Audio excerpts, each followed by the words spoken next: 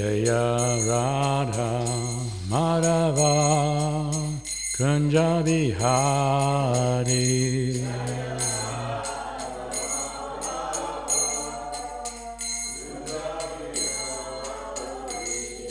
Gopi Janavalabha Girivardhari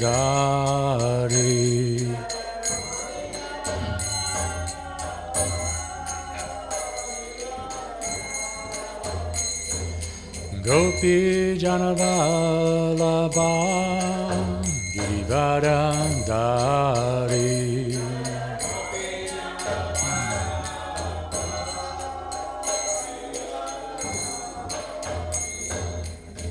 Yashoda Nandana Brajajana Ranjana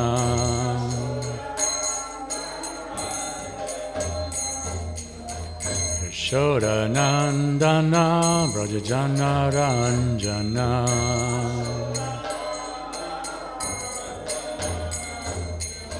Yamuna Tira Vanachari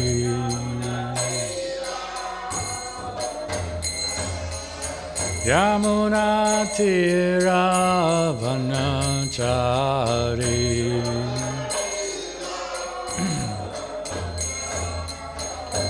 Jaya Radha Madhava Kunja Bihari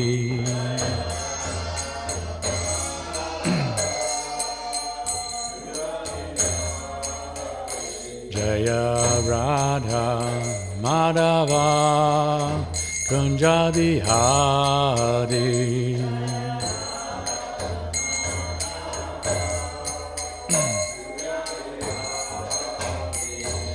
Gopi Janavalabha Girivardhari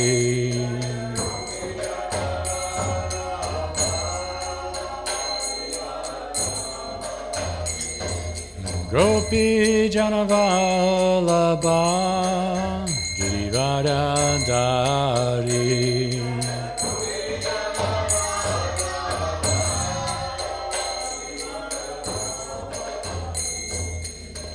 Yashoda Nandana Brajajana Ranjana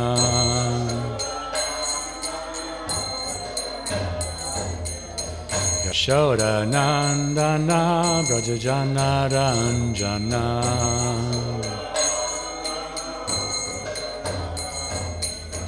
Yamuna Tira Vanachari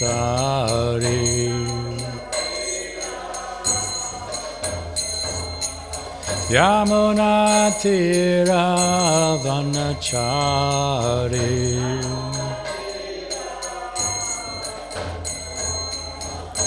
Jaya Radha Madhava Kunja Bihari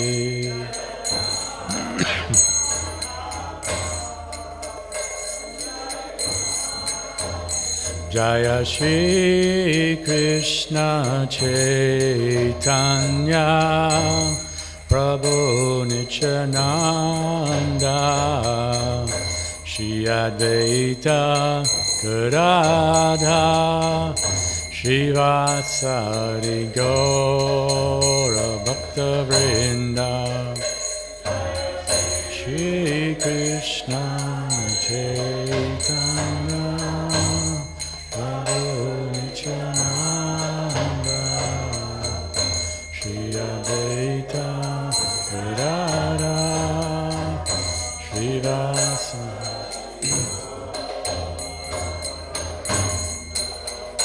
Hare Krishna, Krishna Krishna, Hare Hare, Hare Rama, Rama Rama, Hare Hare. Hare Krishna, Krishna Krishna, Hare Hare, Hare Rama, Hare Rama.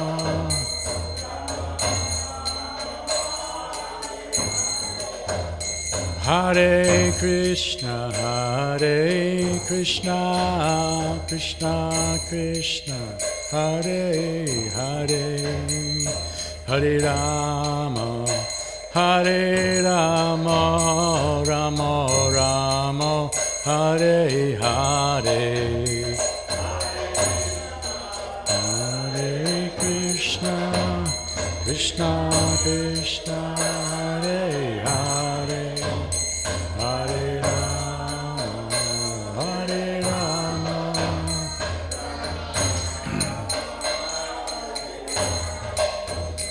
Hare Krishna, Krishna Krishna, Hare Hare, Hare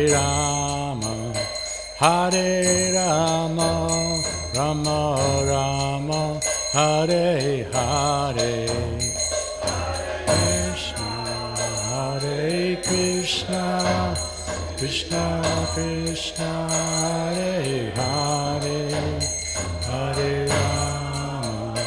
Hare Rama, Rama.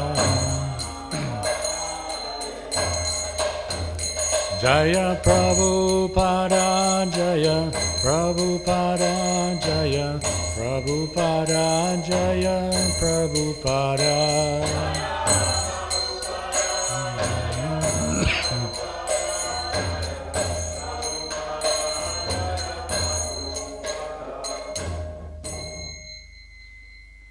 Jayam Vishnupad Paramahansa Pariyajacharya Shraddha Sota His Divine Grace Asa Bhaktivedanta Swami Srila Prabhupada Ki Grantaraj Srimad Bhagavatam Ki Nitai Gaura Premanandi.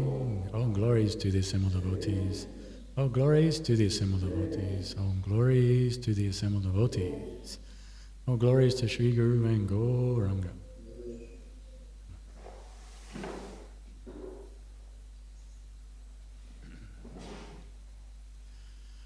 Om Namo Bhagavate Vasudevaya. Om Namo Bhagavate Vasudevaya. Om Namo Bhagavate Vasudevaya.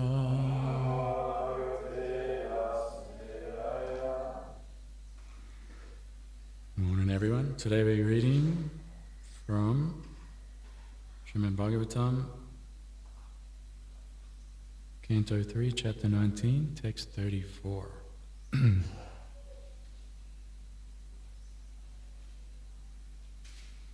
Anyesham punya slokanam Udamaya samam satam Upashrutya bhavan modha Srivatsankasya kim puna Anyesham punya slokanam Udama yasa samsatam Upashrutya bhavin modha Srivatsankasya kim puna.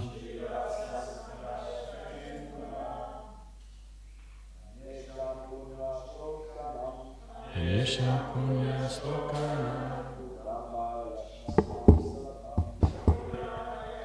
Santatam Upashrutya bhavin modha Srivatsankasya kim puna.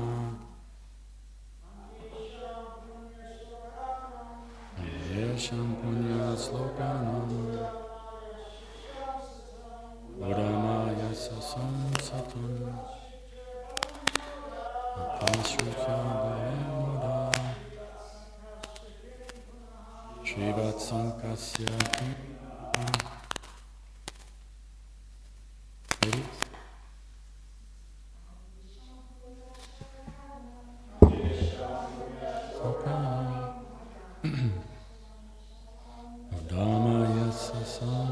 Bhagavatam.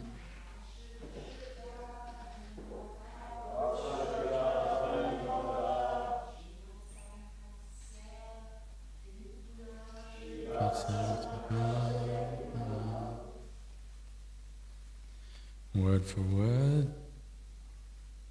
Anyesham, of others. Punya slokanam, of pious reputation. Udama yashasam,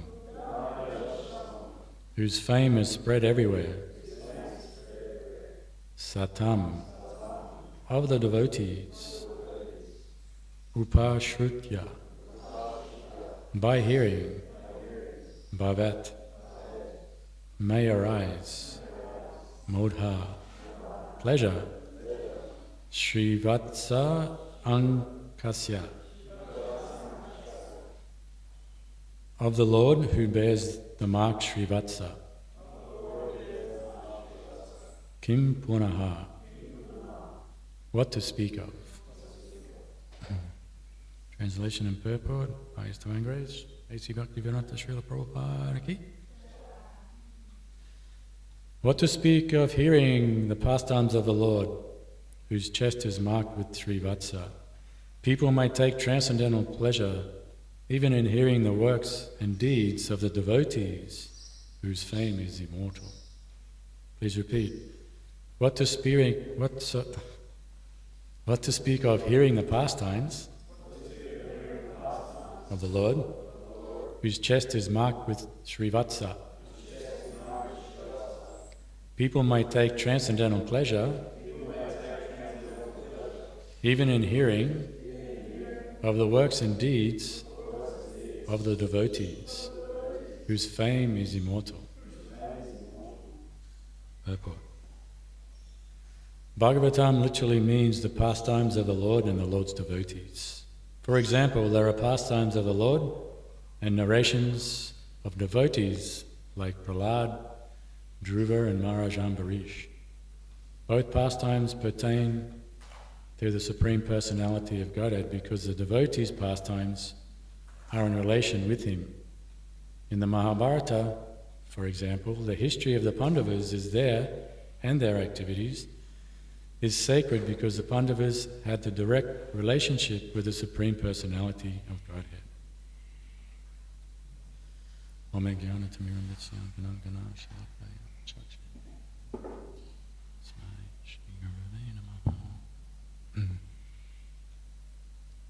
So we're coming to the end of the pastime of Lord Varahadev.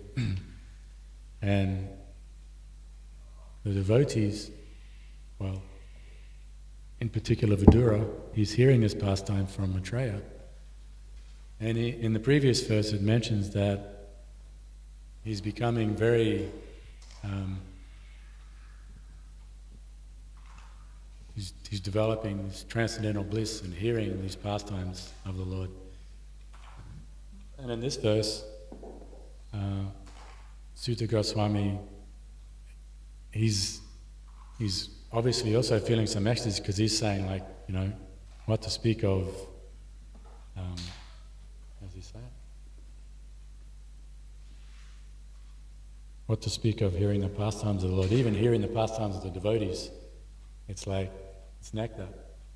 In the Hare Krishna movement we use this word nectar a lot.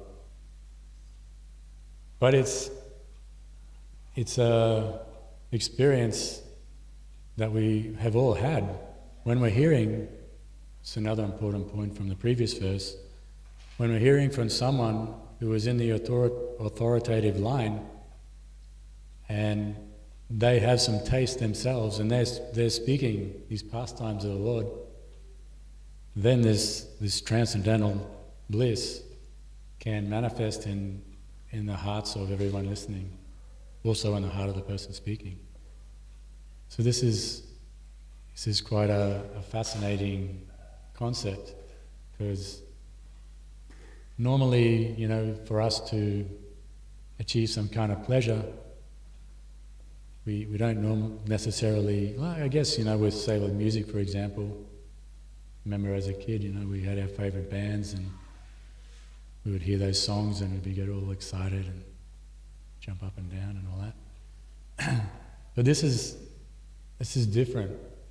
It's a different type of bliss or ecstasy that's coming to the heart of the devotee. This is a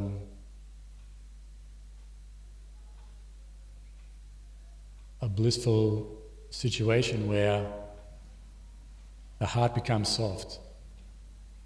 Hearing all that music, hearing all those, famous speeches from, politicians or whoever, encouraging us or giving us, trying to enthuse us, it gets us revved up, but it doesn't soften the heart. And I think this is something, even within our movement, we need to see a lot more of, is the heart becoming soft. And this is a method, hearing from those whose hearts have already become soft to some degree, and that transmission from that person to our hearts has this effect.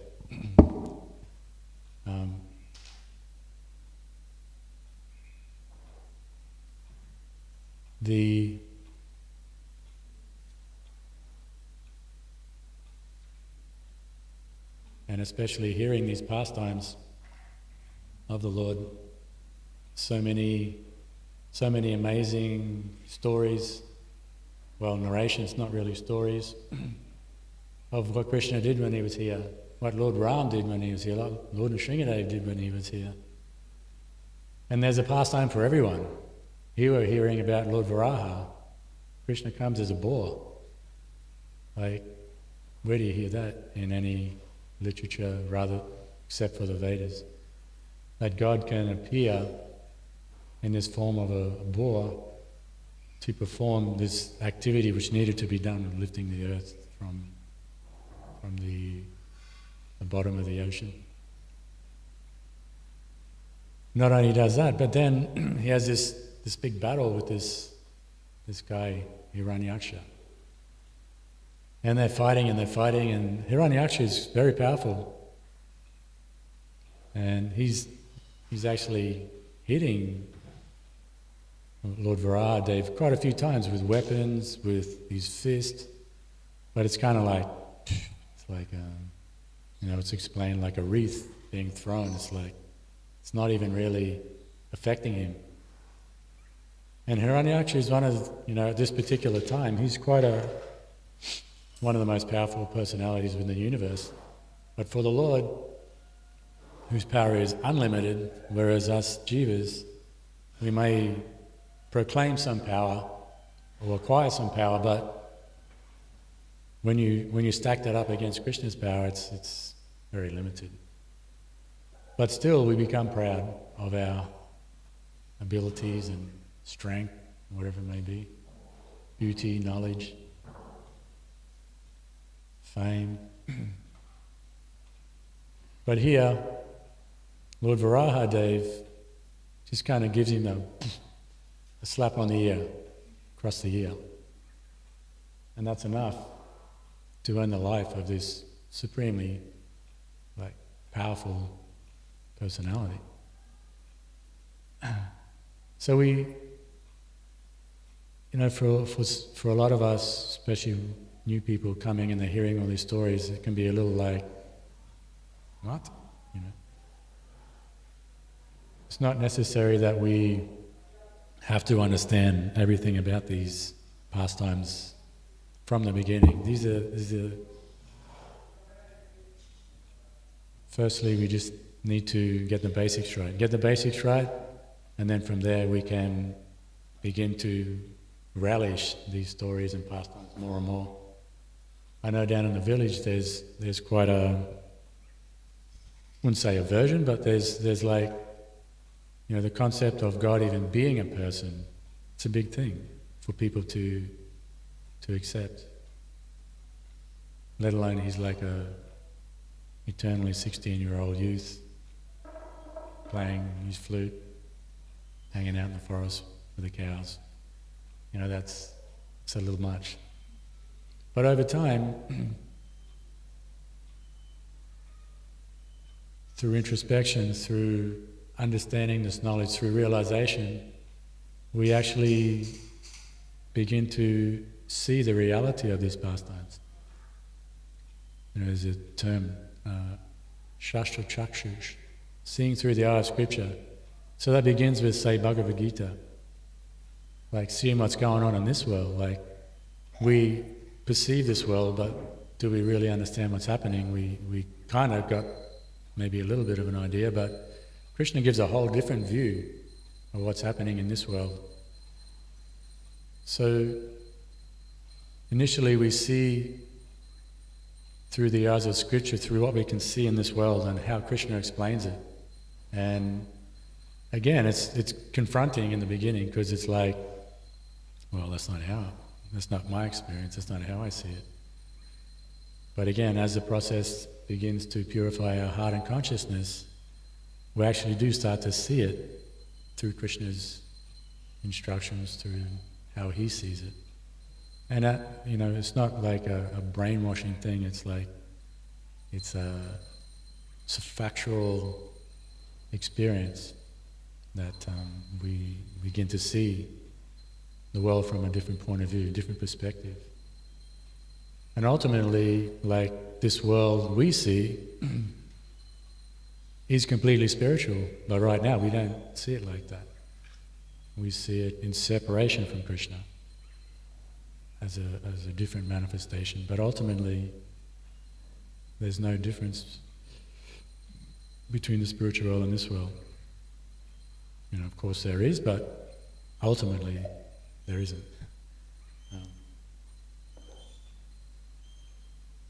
And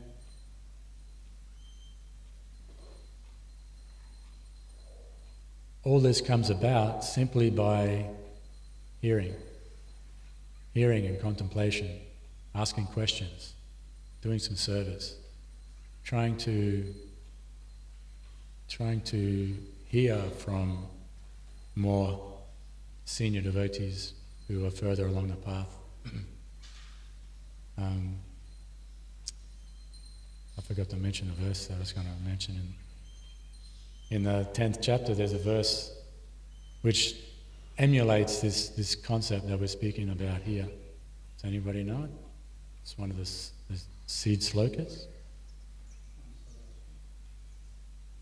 Close? Next one.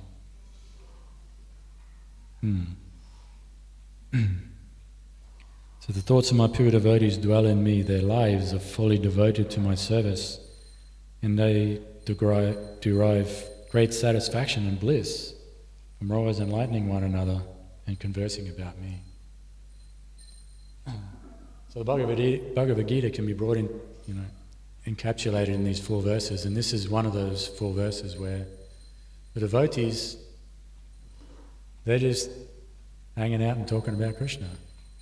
And this is the essence of Krishna consciousness. That can take many forms, like with our service. Sometimes we think, we get very stuck in we have a very, our service is quite encompassing, and we kind of feel like, I'm not thinking about Krishna that much, I'm thinking about, I got to get this ready, I got to do this, but this is all still in the realm of Krishna Katha, because why? It's in service to Krishna. As we're hearing again in this verse, the devotees, they are also as magnanimous as Krishna because their pastimes are in connection to Krishna, in serving Krishna, in thinking of Krishna, remembering Krishna.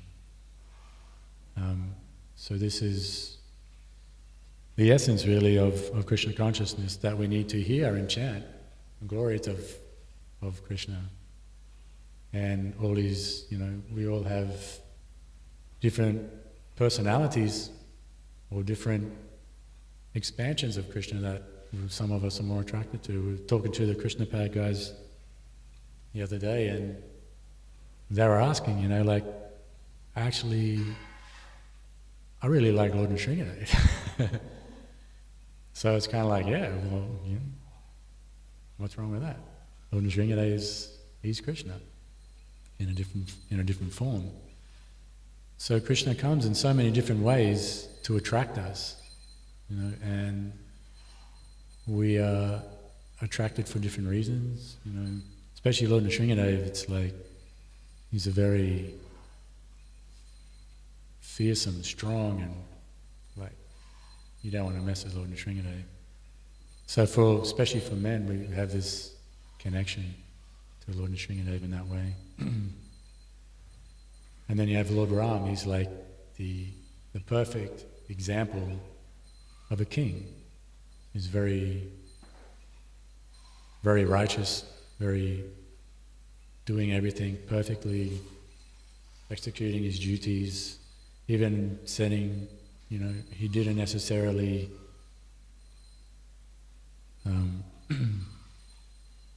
need to follow instructions of his father, but because of this quality of the righteousness and care and respect for his father, he took that instruction and off he goes to the forest for 14 years.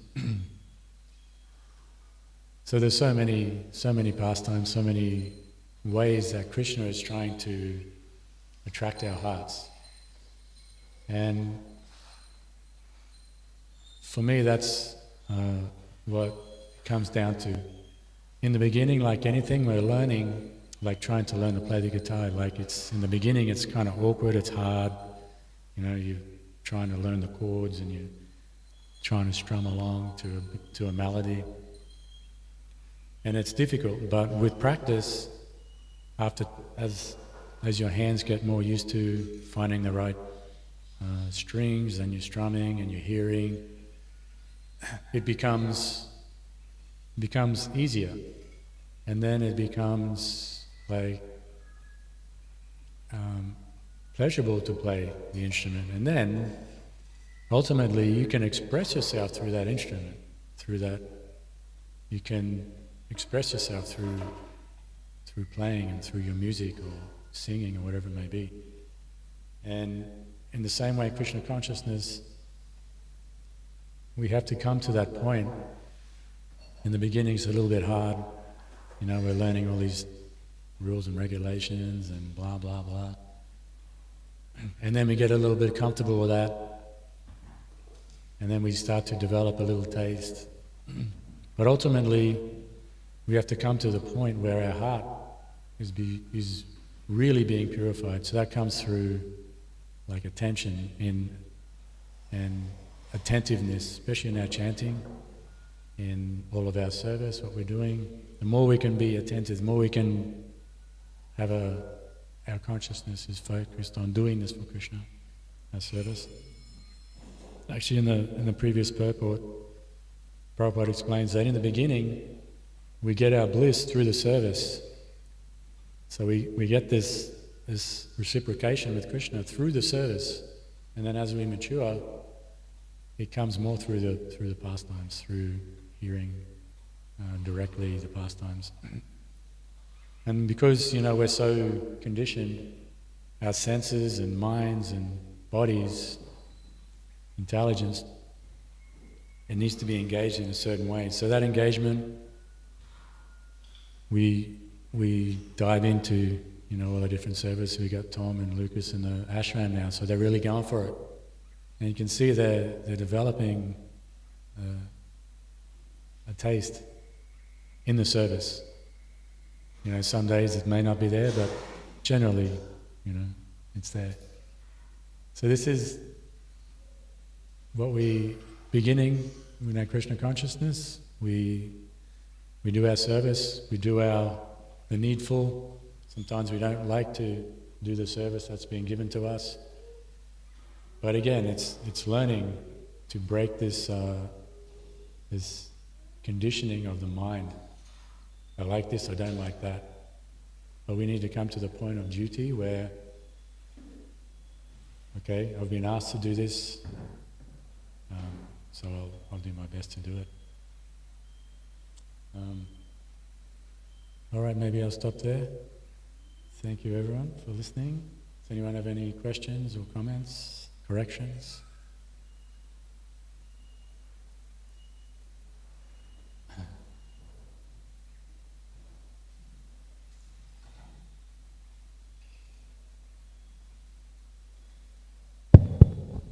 Hare Krishna Prabhu, thank you for the class. I actually had a question on the pastimes of Lord Nrsingadev. It's stated that Lord Nrsingadev killed Hiranyakashipu in Ahobilam, correct? There's different accounts, yeah. But it's also, when I was traveling in India last year, I went to Ujjain, and there's a gut there called Nrsingadev Gut, Nrsinga Gut, and it's stated that there is where Lord Nrsingadev washed his hands after he killed Hiranyakashipu. I was just wondering, how would that be possible if Ahobilam's in South India and Ujjain's all the way almost central up north? Yeah. Well, there's also a lake close to Mayapur that says the same thing. This is where Lord Nrsingadev washed his hands after killing. I don't know, I can't say exactly. You know, Hiranyakashipu was allegedly sitting on the throne of Indra. Mm-hmm.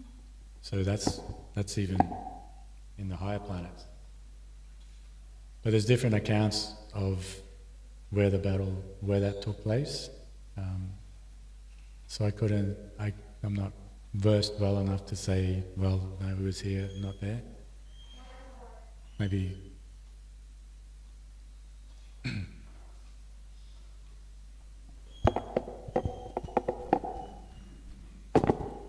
As far as Bible and Srila Prabhupada never mentioned that. So, I mean, the Bhagavatam itself mentions Lord Nrsingadev up in the higher planets, like you said. But if you get access to the Nrsinga Puranas, he's appeared many times in many different, and it's not always the same. In the Bhagavad-gita, Sanatana Goswami says one time he appears as a cat. So it's not always exactly the same. Another time he walks in to the palace, doesn't come out of the pillar.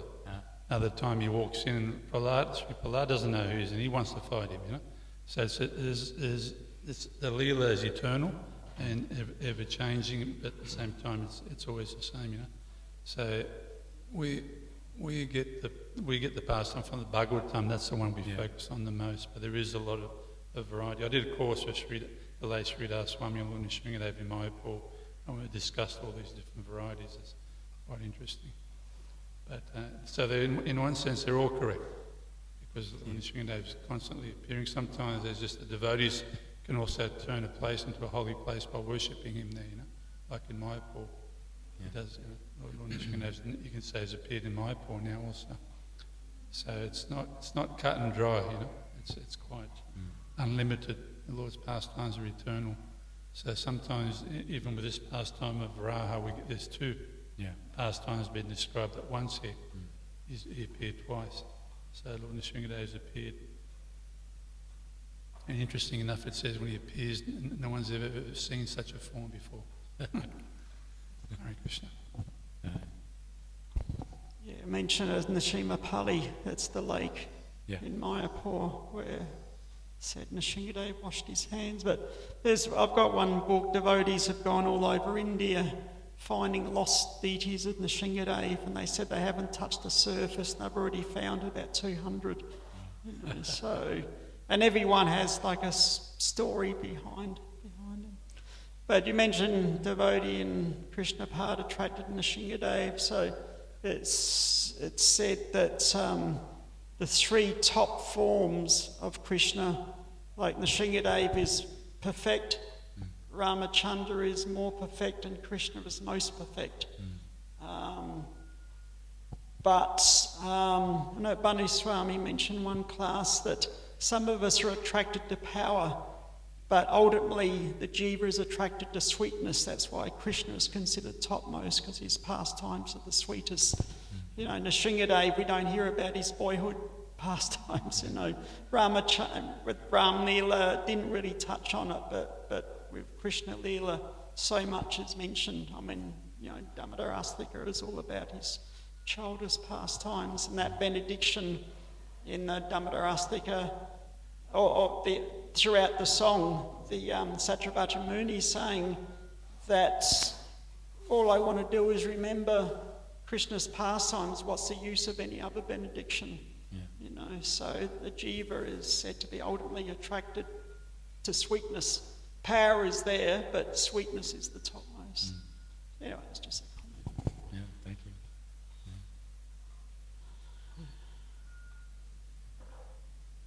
It's interesting again, like you mentioned in the Dhammadarastika there, it's remembering the pastimes of Krishna. So, Shravanam Kirtanam, Smaranam. So having those pastimes, recalling them in our minds, sharing them is, I guess that's when the heart is actually starting to soften a bit. Anything else? Srimad Bhagavatam Ki Jai.